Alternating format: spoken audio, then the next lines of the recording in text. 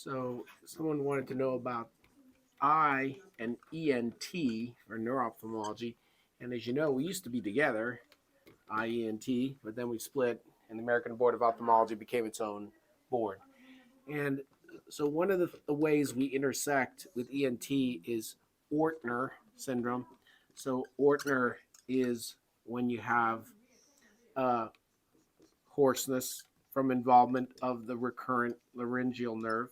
And that recurrent laryngeal nerve's anatomy is very important to know because if it's an ocular Ortner, which is decreased vision plus the hoarseness from involvement of the recurrent laryngeal nerve, in an elderly patient, we're going to be thinking about giant cell arteritis.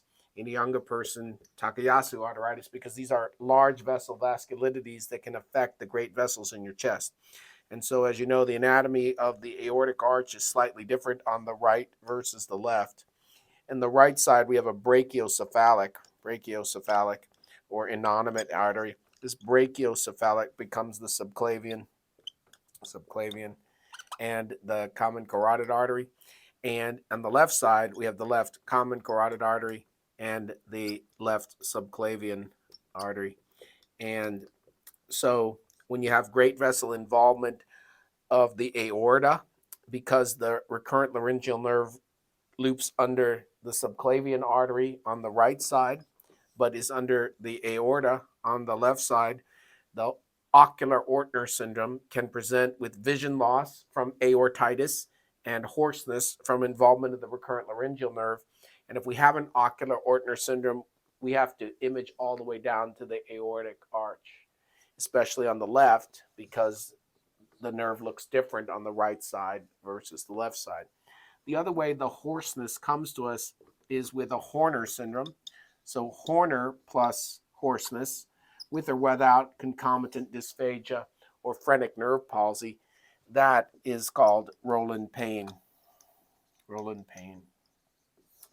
And Rowland-Payne syndrome is hoarseness, but instead of the ocular Ortner with vision loss, this is a hoarseness in Horner's. And it has the same implication that we are involving the recurrent laryngeal nerve. And because it's a Horner syndrome, the sympathetic pathway has been disrupted somewhere.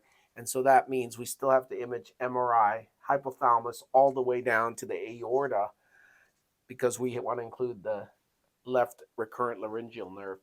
So I and ENT are related in the recurrent laryngeal nerve through hoarseness. There are other conditions where we're related, but if hoarseness is the unifying theme, hoarseness plus vision loss, Ortner, Takayasu arteritis in a young person, temporal arteritis or giant cell arteritis in an older person, and Horner plus hoarseness, phrenic nerve palsy, dysphagia, Rowland-Payne. Lesion is also likely to be here at the aorta or at the recurrent laryngeal nerve in the neck. And you got to think about thyroid carcinoma and other carcinomas in the neck. So we still need to know a little bit about ENT.